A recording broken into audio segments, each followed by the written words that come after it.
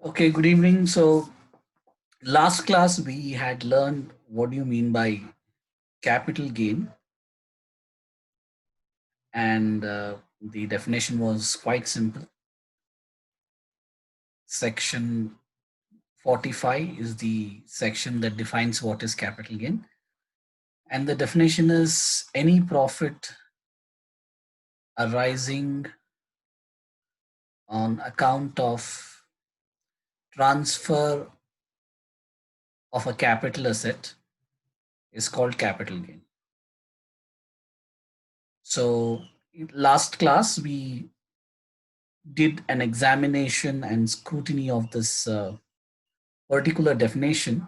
Especially, there are two terms which are very important to understand. What do you mean by transfer and what do you mean by capital asset?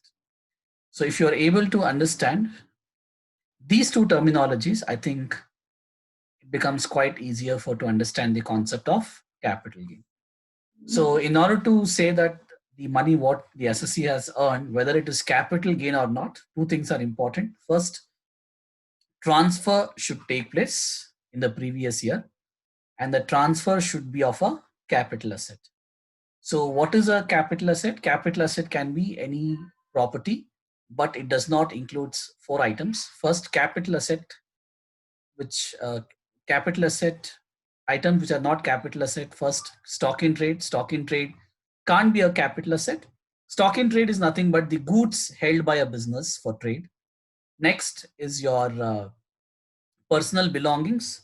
So personal belongings cannot be a capital asset, but there are four personal belongings, even though they are regarded as personal belongings, but still they are capital assets. So you should also remember what are the four exceptions to capital asset. So first personal belonging, which is considered as a capital asset, includes residential house property, work of art, gold, silver, or you can say precious metals, or you can also say jewelry. And the last item is archaeological collection, which includes your antiques. So these are the four items, even though they are personal belongings, but they are still capital asset. So other things include your things which cannot be capital assets. First item, stock in trade, personal belongings. The third item is rural agriculture land. And the fourth item is certain notified bonds issued by government of India. So these four things, except these four items, the rest is considered as a capital asset, right? So this is what you have to remember. Now in today's class, we will discuss how to compute capital gain, how to compute capital gain, because ultimately the SSC has to pay tax on capital gain. So SSC pays tax on capital gain, and capital gain tax is different from your normal tax. See, if I'm an SSC, I'm a salaried employee. What happens? You know the slabs. If my salary is up to 2 lakh 50, the tax rate is nil, right? So there are tax slabs from 2 lakh 50 to 5, from 5 to 10, about 10. But capital gain tax is not as per slabs. Capital gain tax is a special tax. That means if I have earned, let us say, buying and selling shares, by buying and selling shares, I've earned 10 lakhs. Okay. This is from buying and selling of shares. In addition to this, my salary is 5 lakh. So it does not mean that I total both the incomes and on this I apply this slab, right? What income tax department is saying, there are certain incomes for which slab rate is not applicable. So what is that slabs, right? Sorry, not slabs. Slab rates are different depending on the age. If you're normal citizen, senior citizen, super senior citizen, the rates varies, right?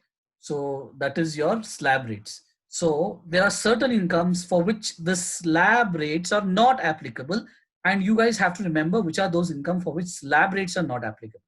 First, casual income. So for casual income, slab rate is not applicable. Second, capital gains. So for capital gains, again slab rate is not applicable. For rest of the incomes, we go by the slab. That means if your income is up to 2,50,000 nil, from 2,50,000 to 5 lakhs 5%, from 5 lakh to 10 lakh 20%, above 10 lakh 30%. So that slab rate is applicable for all the incomes except these two. For casual incomes, the tax rate is flat 30%. Right? And what about capital gain? It depends. It varies from 15%. For some, it is more than 15%. So we will discuss that tax rates little later. For now, all you have to understand is that there are two incomes in income tax for which we don't apply the slabs. Instead of applying the slabs, we apply special tax rates. Right? So these are those two incomes. So what we are discussing right now is capital gain. Right? So since capital gain has a special tax rate, so it is your responsibility, it's your job to learn how to calculate the tax in case of capital gains. Okay, so there is a procedure to calculate capital gains. So you have to learn what is that procedure. So there are steps in computing capital gain. So let us see what are those steps in computing capital gain. First one, something what you have learned. First step is to identify whether property is a capital asset or not. Very important. This is the first step. Second step, again something what you have learned, whether transfer has taken place or not. Whether transfer has taken place or not. Right? So these are the two things which you guys have learned in yesterday's class. What is a capital asset? What is a transfer? Once if these two basic criteria are met, then we go to the other steps. So once these two are met, then we go to the format, right? So how do we calculate capital gain? The format is as simple as calculating the profit.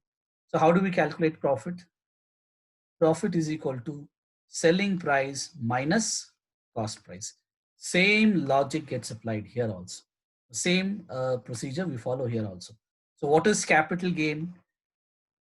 Capital gain is equal to sale consideration minus cost minus exemptions.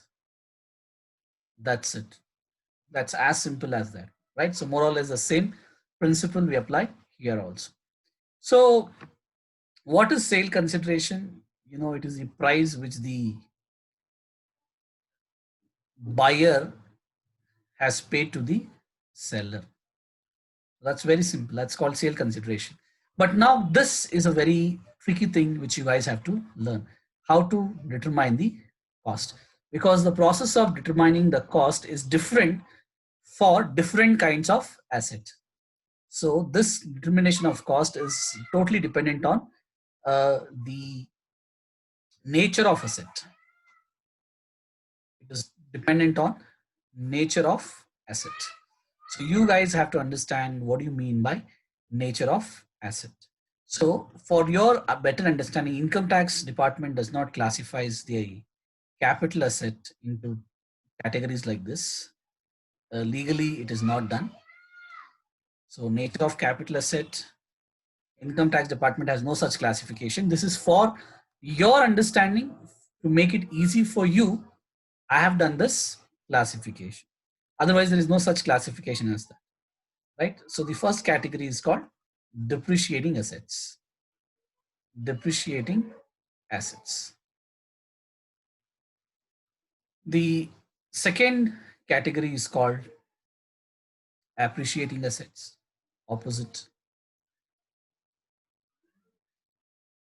The third category is called intangible asset. And the fourth and the final category is called financial assets. So all you people have to learn is how to determine cost, right? We are discussing how to determine cost. So cost, also known as cost of acquisition. So remember, we use the word cost of acquisition. This is the right word to be used. Cost of acquisition. So in case of depreciating assets, here what do? We use direct cost. No need to do any modification. Or should we use direct cost? The answer is no. Instead of using the cost, we should use WDV, right? Rather than using the cost, we should use WDV. Now, what is WDV? You're aware. WDV is the written down value of the asset. So remember, in case of depreciating assets, we don't use the cost of acquisition, but rather than using cost of acquisition, we use WD. Clear? Duration. So this is always short-term capital asset. Now, in case of appreciating assets, depending on the duration, we have to use either cost of acquisition or index cost of acquisition. So when do we use cost of acquisition and when do we use index cost of acquisition? That's the question that needs to be answered. So in case if the asset is held for short term, we use cost of acquisition. If the asset is held for long term, then we use index cost of acquisition. Now, what do you mean by short term and long term, and why are we doing this? So here is the classification based on duration. So let's see the classification based on duration.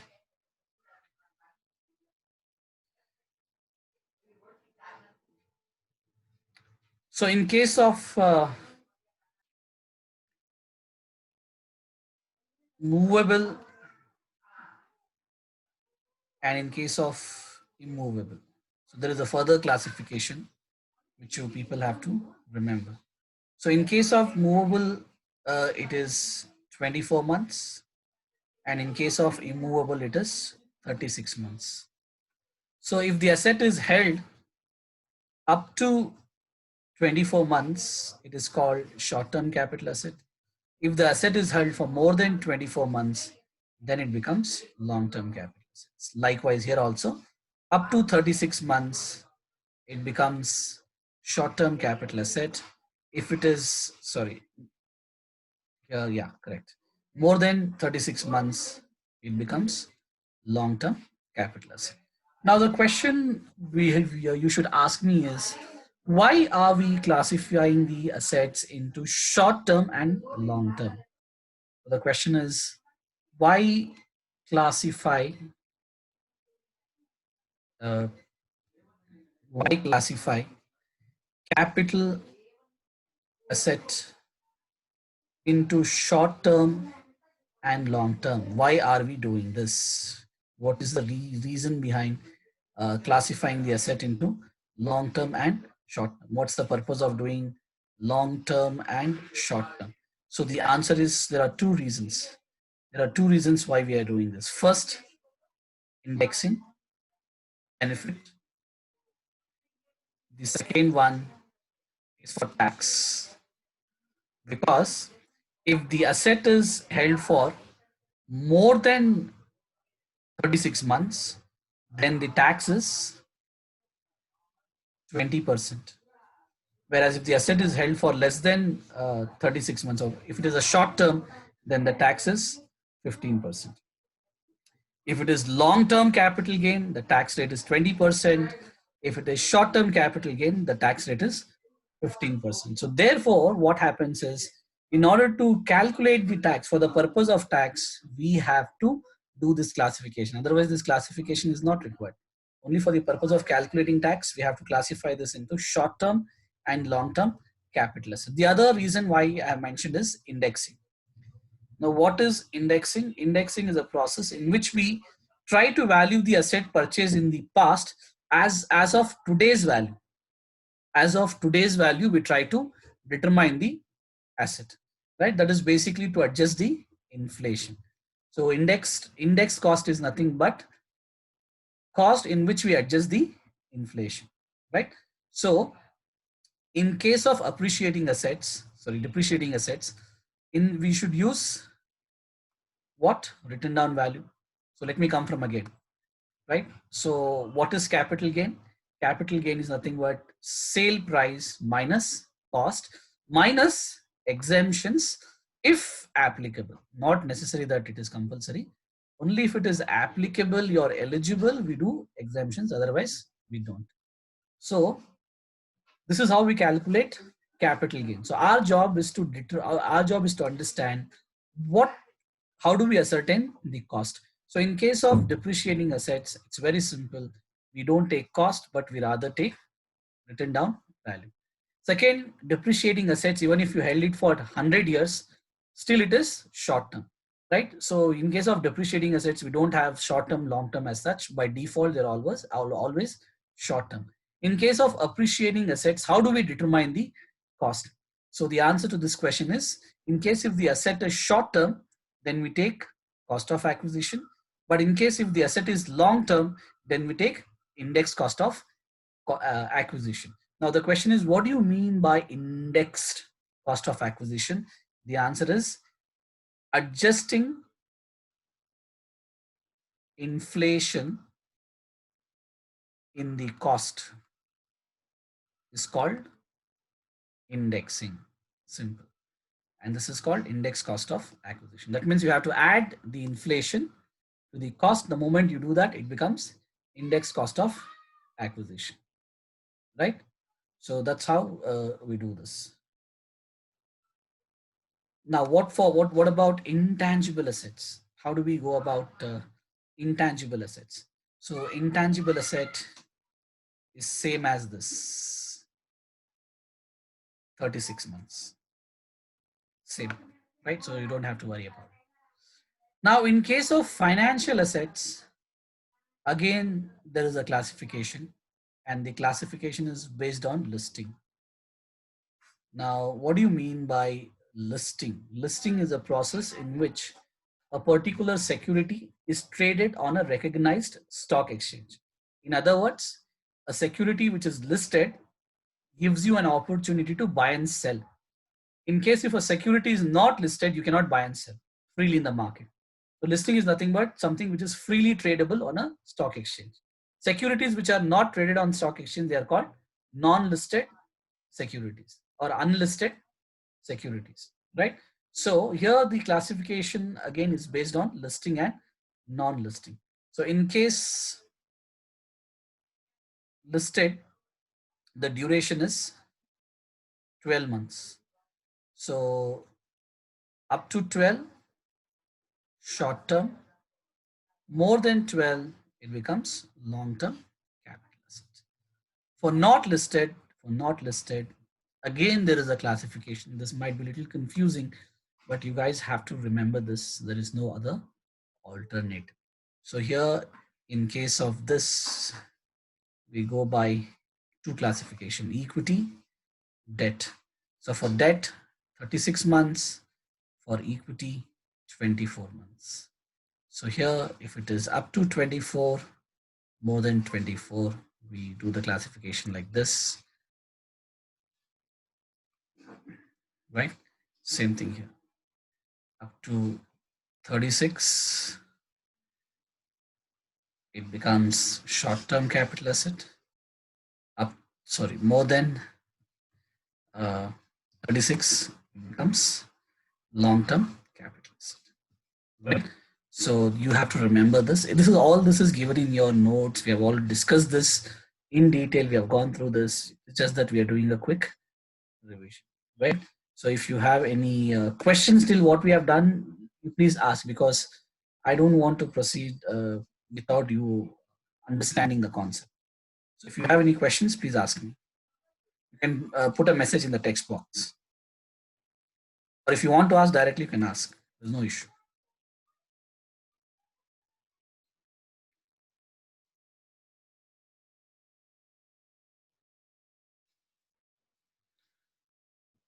Okay, so in case if you don't have any question, let's quickly see the format of, okay, there's a question.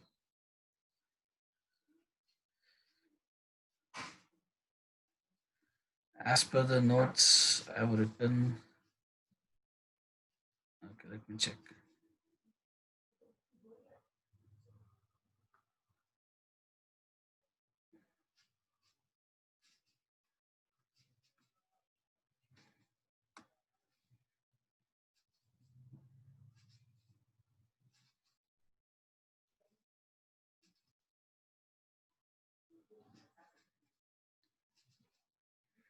Yeah, this is the right one. What I've done here. So in case if it is movable, 24 months, immovable 36 months. So this is the right one what we have done.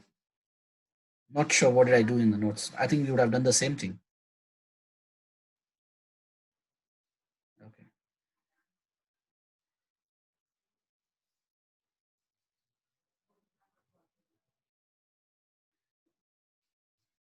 Are tangible assets same as appreciating assets in terms of nature? You're right. It is same. Tangible asset is similar to your appreciating assets. The value will increase, right? So for example, let us say if you're having trademark, if you're building strong reputation, right, definitely the value of your trademark will go up. So it is similar to appreciating assets. You're right. So that's the reason I have put intangible asset also here in the same category. It's like a immovable kind of a thing, right? So more or less the same. Okay, now let us quickly see the format of computing capital gain.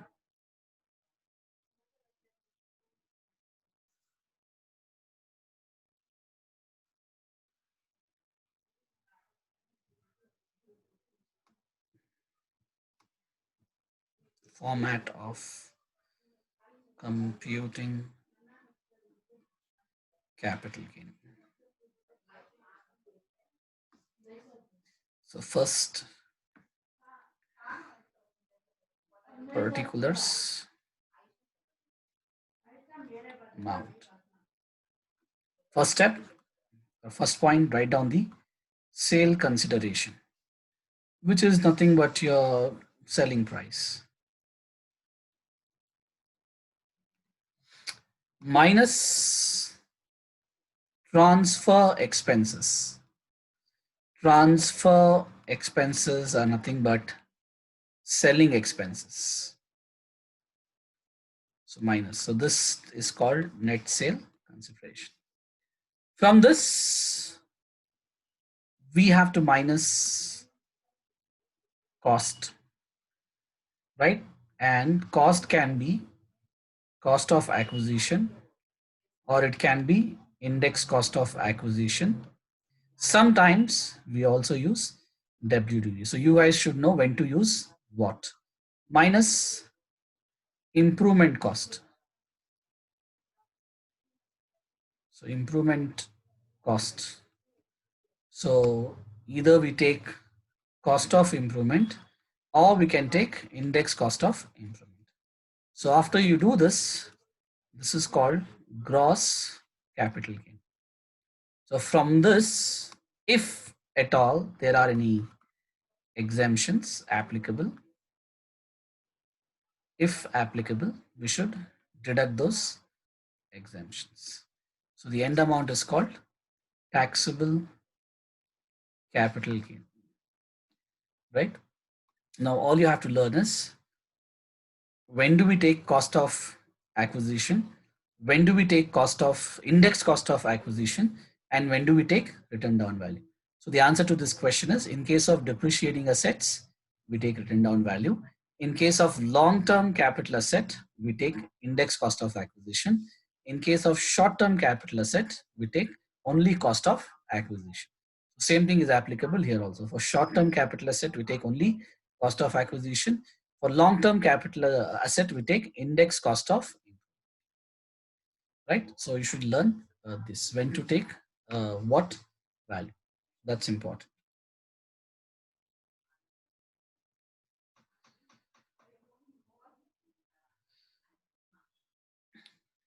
Okay, let us check here.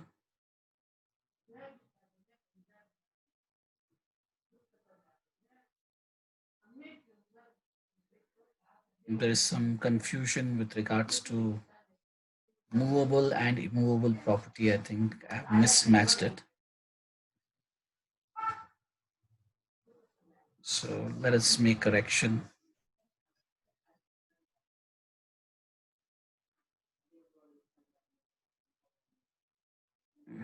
We have done a small error here. Here it is movable, and this is your immovable property. So I think I have written it opposite. Okay. So if you have understood this, I think you have by and large learned how to compute capital gain. Finally, you have to learn how to calculate index cost of acquisition. So in order to calculate this, we have to see date of acquisition, because depending on the date of acquisition, there are two formulas. If the asset is acquired on or before 1st April 2001, we use this formula, which is ICOA is equal to COA or fair market value, whichever is higher, divided by 100 into CII of previous year. But if the property is acquired after 1st April 2001, then we use this formula. COA divided by CII of acquisition year into CII of previous year. CII is the inflation value, cost inflation index. It is nothing but the rate at which the inflation and the cost of living is increasing, which will be directly given in the question itself. You don't have to compute it, right? So when we are calculating index cost of acquisition for long-term capital asset, we should use this formula. Depending on the year of acquisition, the formula slightly differs. And finally, in order to calculate index cost of improvement also, we more or less use the same equation. So cost of improvement divided by CII of improvement year into CII of previous year. And improvement before, on or before 1st April 2001 should be ignored. We should not take any improvement before this. Okay, so these are some of the basic points with reference to computation of capital gain. So if you guys have understood this much, I think you have by and large understood the entire chapter. Okay, so if you have any questions, you can ask me. We will not go much deeper. We will probably try to reiterate what we have discussed in today's class. So you can ask me questions now.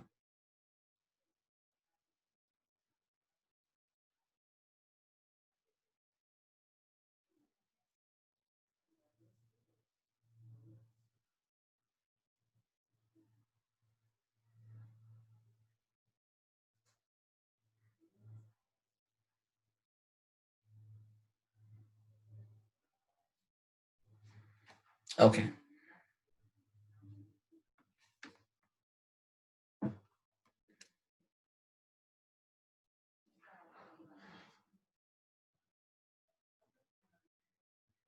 Whatever I've given you in the notes with reference to movable and immovable property ascertainment of the year, that is the right thing, right?